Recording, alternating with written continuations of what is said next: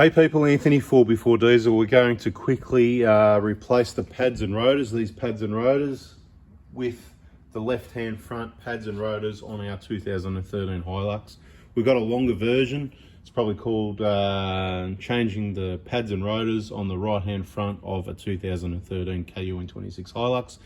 Please see that one first for maximum information, but this is going to be the quicker version for those people that haven't got the patience. But when you make a mistake, just remember it's because you didn't watch the first video.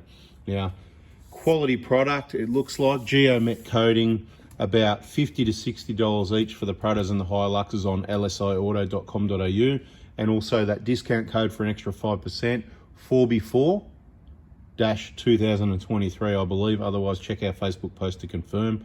Pads are about 35 bucks a set, less your discount. Rotors about 60 on the Hilux, about 50 something on the Prados. Remember, less your 5%. You'll have delivery also.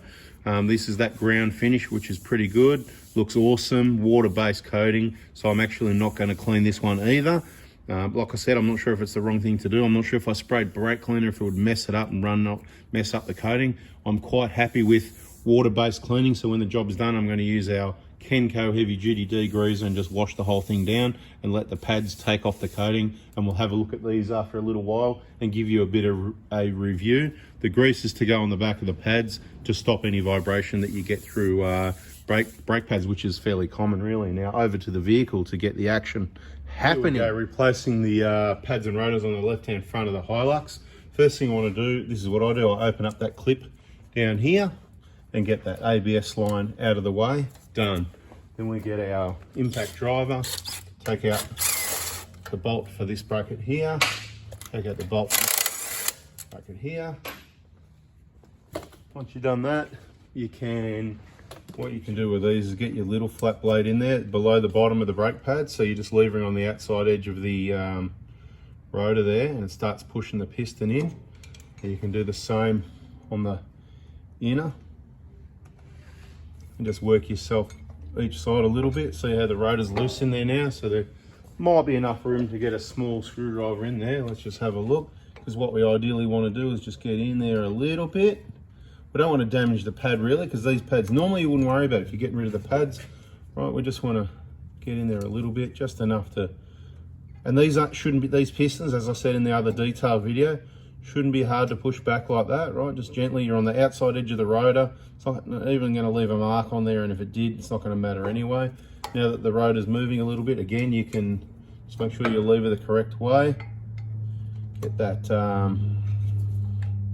screwdriver in there. Just keep one in here actually, so you don't, you know, push that one back in, but these will go in real easy. Just work you nice and slowly. What you can do is put that nut on the rotor to hold that straight. That does actually help you with it, so let's just do it, even though this is going to be the quick, right? We don't need to do this, but again, I just want to demonstrate. Push the rotor in, put that wheel nut on the bottom, all the way. Right, disclaimer, some people shouldn't be doing brakes, maybe including me, right? Right, just make sure you got those pistons. So what we'll do now, actually grab one of the biggest. The little one was just to get down the bottom in that little gap there, right? Like I said, it's always heaps more awkward trying to show you in a video, because tripping over tripods and cameras and whatever, right? But there's not a lot of pressure. Like you can't see what I'm doing, but I'm just gently allowing the hydraulics to go back in, right? So that's what we're doing. Look, I'll show you how much pressure is. I'm levering against the brake pad, right? I'm going to show you the inside of the brake pads when I get them out, so you can just see how much chunks we're taking out of them, how. Right, they're all the way in now, right? So that's the order of business. That's why you watch the second video, because the second video shows you different things. Right now, pins out. We're going to take those for a clean up. So I'll go and do that right now so they can dry. Those, don't they look good compared to how they came off? But anyway, put those aside to dry. We don't want to waste too much time for you people. Now what do you want? You want the pads out, right?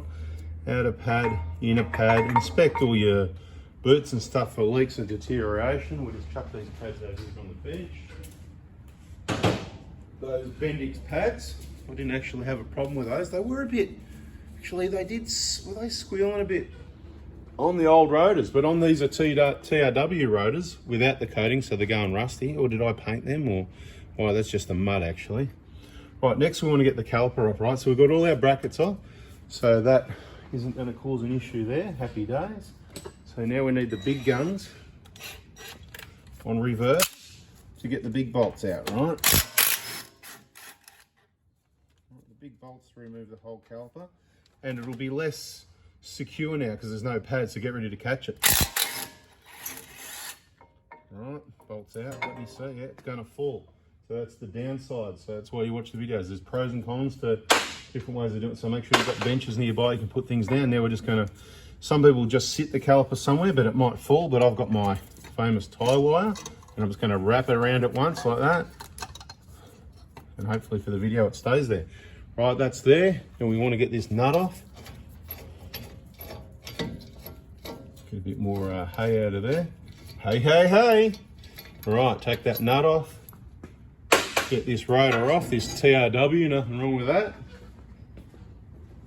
Nothing wrong with that at all. Surface looks good, much better than those other ones. I don't know what was going on there. Anyway, get your wire brush.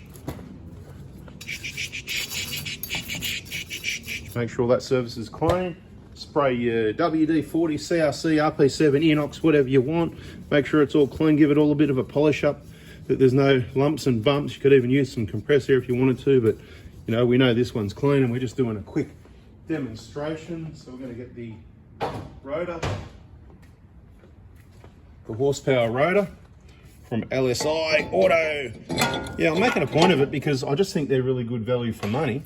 And you know, 50 to 60 bucks each is cheaper than trade that I can get at any auto store. So that's good. Plus we've got you an extra 5% discount. Plus they gave us 2 free sets of brakes. Plus they gave us 4 $50 vouchers. And plus their service is awesome. They just send stuff really fast. So lsiauto.com.au 4B4-2023 is the discount code. Rotor secure because we put the nut on. Now we just want to get that caliper sitting back in position. So we're going to undo our tie wire. Make sure you got your bolts handy. Right, careful of those boots. Look, some people are going to want to clean, you know, these have been bent before, not as bad as the other one.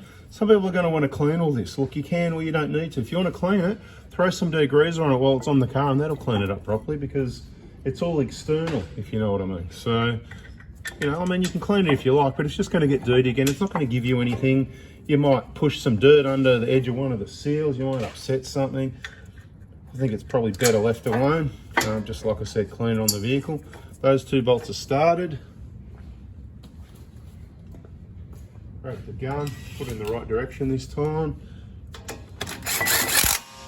Give that a zip. Give that a zip. What do we say, Hemmy? You can look up how many Newton meters and put it in the comment. Let us know, thanks. Right. Put our bracket back in. Our bolt with the washer goes in that hole.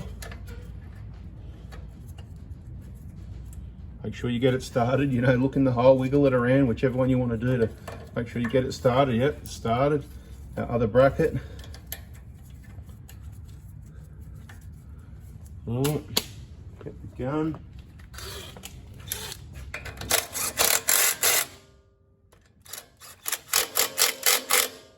Okay, don't forget clipping in the ABS line again. Should want to sit naturally in the right spot, hopefully. Under, around and over and all that. So it goes in the hole. Okay.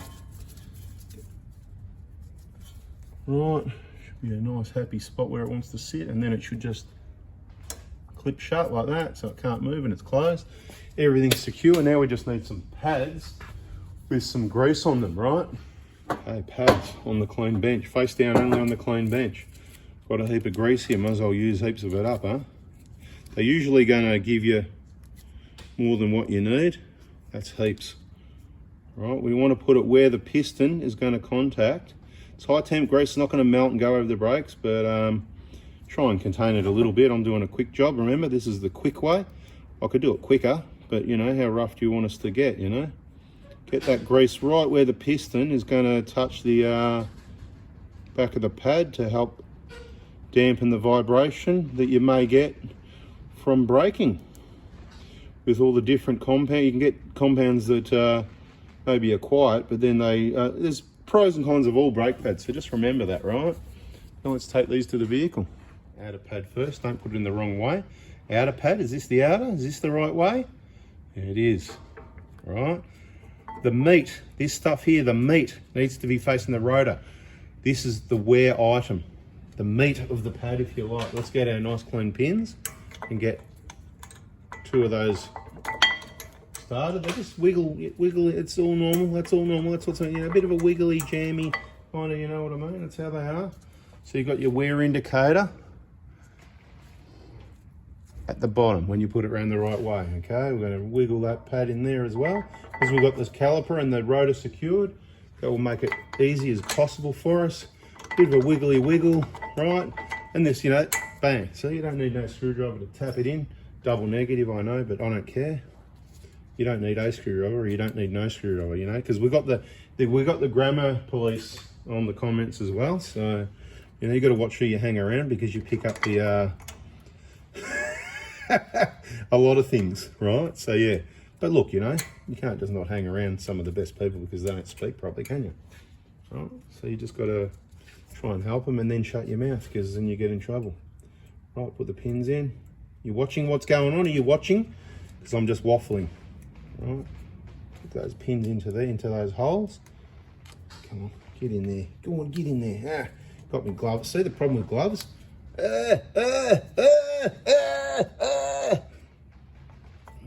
Damn it.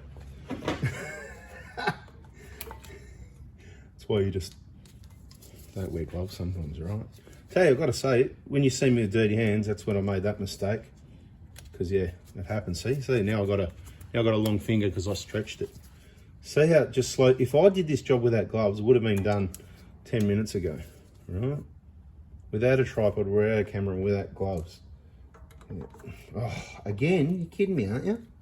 Can I get that in there without a finger? Thanks. Right, just give it a wiggle, make sure it's all happy, make sure all the pins are in. If you want, you can actually turn the pins.